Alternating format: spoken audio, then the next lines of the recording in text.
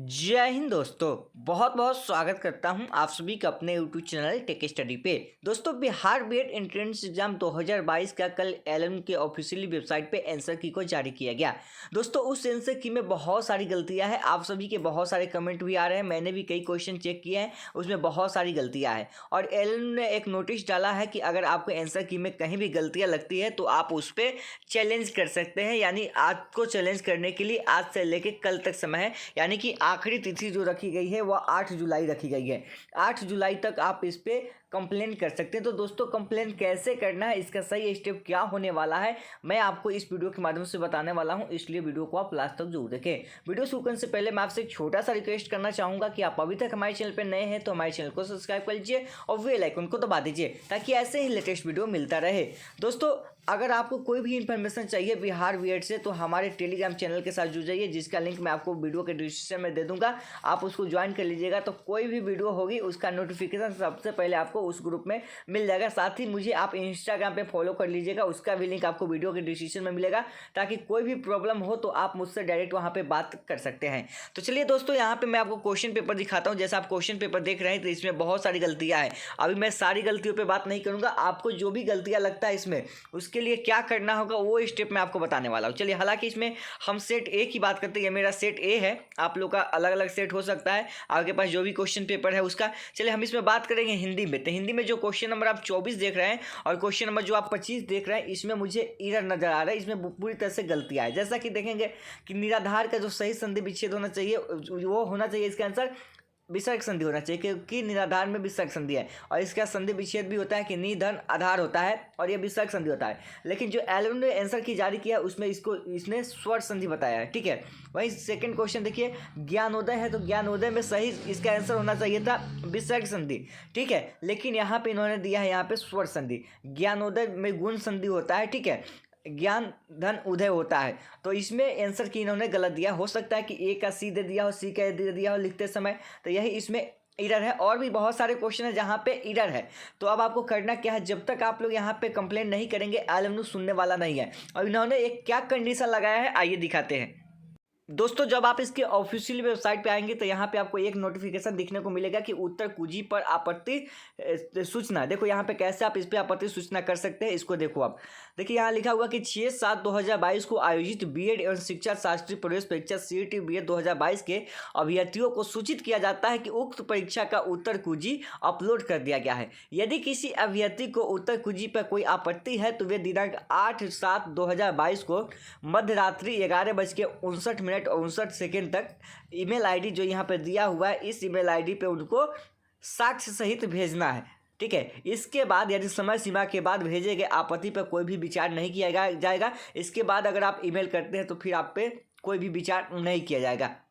तो दोस्तों, सबसे इम्पोर्टेंट यहाँ पे काम हो जाता है आपको साक्ष्य के लिए। अब साक्ष्य आप कहाँ से लेके आएंगे, यहाँ पे तो इन्होंने ये मेंशन नहीं किया है कि आपको एनसीईआरटी बुक का ही चाहिए या कहीं से चाहिए। तो देखिए, आप इस चीज़ को देखिए, अगर बुक्स में कहीं मिलता है ऑथेंटिक किसी भी राइटर का बुक्स में, तो वहाँ पे उस बुक्स का जो है फोटो यहाँ पे मेंशन कीजिए। ठीक है, मान लीजिए जहाँ पे वो क्वेश्चन है उसका फोटो आप ले लीजिए और उसको एक साथ अटैच करके भेजिएगा। कैसे भेजना है हम आपको बताते हैं, प्लस उसको हाईलाइट भी आप कर दीजिएगा। अब आते हैं यहाँ पे कि अगर आपके पास बुक्स नहीं तो क्या कीजिएगा, तो आप गूगल का सहारा लीजिएगा। लेकिन गूगल का आप लास्ट में सहारा लीजिएगा, अंतिम सहारा लीजिएगा, पहले सहारा नहीं लीजिएगा।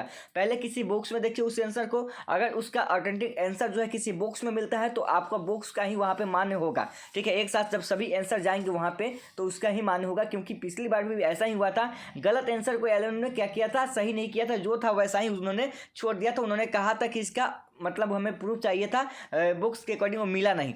तो इसलिए ध्यान रखिएगा, बुक्स के अकॉर्डिंग अगर आपको मिलता है तो कीजिए। और ध्यान रखिए, आप लोग का सवाल होगा कि क्या सर सभी को करना है यहाँ पे, क्या कोई एक कर देगा तो नहीं काम चलेगा? तो बिल्कुल नहीं चलेगा। जितनी अधिक संख्या में आप यहाँ पे आवेदन को डालेंगे, यानी कि जितनी भी आप गलतियाँ उनको दिखाएंगे, उतना जल्दी ही उस पर सुनवाई होगा। मान लो कि किसी काम पे, मान लो क्वेश्चन नंबर 24 पे केवल 10 ही आवेदन हुआ तो कितनी सुनवाई होगी? अब मान लो उसी क्वेश्चन नंबर 24 पे अगर 1 लाख आवेदन हो गया या 10,000 आवेदन हुआ तो उसकी सुनवाई होगी, उस क्वेश्चन पे विचार किया जाएगा। तो इसलिए आप लोग अधिक से अधिक कीजिए, सभी लोग कीजिए। जो लोग यहाँ पे मतलब एडमिशन लेने के लिए ऑनलाइन आवेदन किए हुए हैं, जो एग्जाम दिए हैं, सभी कीजिए यहाँ पे, और हो सके तो और से भी करवाइए, कोई दिक्कत नहीं। इसमें देखिए करना कैसे है, चलिए आइए उस पर बात करते हैं। दोस्तों सबसे पहले आपको ईमेल में आ जाना है। आपका ईमेल जो होगा वहाँ पे आ जाना है। वहाँ पे आपके आने के बाद यहाँ पे सिंपल आपको ये पेन वाला दिख जाएगा। आप यहाँ से इसको ओपन कर लीजिए या दूसरे तरीके से ओपन होता है तो उसको कर लीजिए। उसके बाद यहाँ पे देखिए एक फ्रॉम का ऑप्शन है और एक आपका टू का है। तो टू में जो ईमेल आईडी डालना उस पर देखिए दोस्तों, इसी ईमेल आईडी को डालना है biharctb82022 तो इसी भी आपको ईमेल आईडी को डालना है। चलिए हम यहाँ पे डाल लेते हैं। दोस्तों जैसे आप ईमेल आईडी डालेंगे तो यहाँ पे आपका ईमेल आईडी इस तरह से आ जाएगा। इस पर आपको सिंपली क्लिक कर लेना। ये आपका हो गया biharctb82022@gmail.com। ठीक है, यही डालना आपको, इसमें स्पेस नहीं डालना। अब इसमें सब्जेक्ट में डालना है। सबसे पहले आपको इंपॉर्टेंट हो जाता है यहाँ पे आप सब्जेक्ट में डालेंगे क्या। तो सब्जेक्ट में मैं आपको यहाँ पे बताता हूँ, वही चीज़ आपको डालना है। देखिए यहाँ पे सब्जेक्ट में आप क्या डालेंगे वो मैं आपको बताता हूँ। दोस्तों आपको यहाँ पे सब्जेक्ट में डालना है, जैसे आप देख पा रहे हैं यहाँ पे विषय। सबसे पहले आपको सब्जेक्ट में डालना है कि जो भी आपका सेट होगा उसको आपको डालना है। ठीक है, लिखिएगा जो मैं आपको समझा रहा हूँ उसको समझिए। जैसे सेट ए के प्रश्न संख्या 24 और 25 के गलत उत्तर कुंजी के संबंध में आपको जो भी यहाँ पे लगता है क्वेश्चन गलत है उसको आप मेंशन कर लीजिएगा। 24 कोमा लगा के आप उसको कर लीजिएगा। तो यहाँ पे 24 और 25 के बारे में हम आपको बता रहे हैं, तो 24 और 25 यहाँ पर डाल दीजिएगा। और यहाँ पे लिखिएगा सेट ए के प्रश्न संख्या 24 का आंसर की में उत्तर ऑप्शन ए बताया गया है, जबकि उक्त सवाल का सही उत्तर ऑप्शन सी यानी कि विसर्ग संधि होगा। ठीक है, यहाँ पे ये चीज़ें मेंशन करना विषय में। और ये चीज़ें कहेंगे कि सर बाद में भी लिख सकते, बाद में नहीं, क्योंकि जो भी सब्जेक्ट आपका जाएगा उनके पास तो वे ऊपर में ही ये चीज़ें दिखेगी, तो उस पर ही विचार होगा। क्योंकि कोई भी ईमेल आपका पूरा पहले ओपन करके नहीं देखता है। उसके बाद देखिए, उसके बाद आपको लिखना क्या है कि जबकि प्रश्न संख्या 24 के आंसर की में उत्तर ऑप्शन सी बताया गया है, जबकि उक्त सवाल का सही उत्तर जो होगा ऑप्शन ए यानी कि स्वर संधि होगा। उस संबंध में मैं साक्ष्य प्रस्तुत कर रहा हूँ। लिखिएगा उसके समय में कि इसके संबंध में मैं साक्ष्य प्रस्तुत कर रहा हूँ। अब आगे क्या करना है इसमें देखिए, आगे यहाँ पे कंपोज मेल डालना है। जो भी आपको लिखना है, अब क्या लिखना है वो भी बताता हूँ दोस्तों। उसके बाद आपको कंपोज मेल में डालना है। सिंपल आपको अपना नाम डाल देना है। जो भी आपका नाम होगा आपको नाम डाल देना है। उसके बाद आपको रोल नंबर डाल देना है। मैंने ये समझाने के लिए बताया आपको। उसके बाद अपना डेट ऑफ बर्थ डाल दीजिएगा।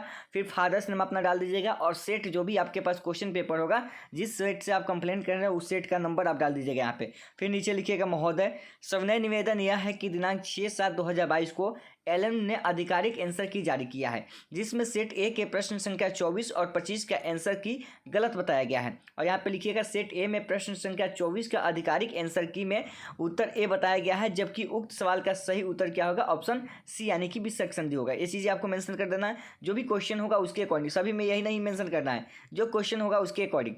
वहीं प्रश्न संख्या 25 का आधिकारिक आंसर की में या फिर ऑफिशियली आप लिख सकते हैं। ठीक है, उसमें ऑप्शन सी बताया गया है, जबकि उक्त सवाल का सही उत्तर ऑप्शन ए स्वर संधि होगा, जिसके संबंध में मैं साक्ष्य प्रस्तुत कर रहा हूँ। और इसको आपको साक्ष्य भी यहाँ पे प्रस्तुत करना होगा। यहाँ से आपको क्या करना होगा, यहाँ पे जो भी आपका पेज होगा उसको आपको यहाँ से ओपन कर लेना होगा। जैसे यहाँ पे आपको अटैच्ड फाइल का ऑप्शन मिलेगा, तो आप यहाँ से अटैच कर सकते हैं। ठीक है, जैसे मैं करके बताता हूँ। तो मान लो दोस्तों, इसमें से जो भी मेरे पास फाइल है, जो मैंने इसका आंसर के लिए साक्ष्य लिया है, उसको आपको अपलोड करना। हम यहाँ पे एग्जांपल के लिए आपको बता रहा है, ये कोई भी आप ले सकते हैं। चलिए हम यहाँ से मान लीजिए कि इसी को हम लेना चाहते हैं, तो इसको हम ले लिए और यहाँ पे साक्ष्य के रूप में ऐसा कर दिए, तो ये आपका यहाँ से दिख जाएगा।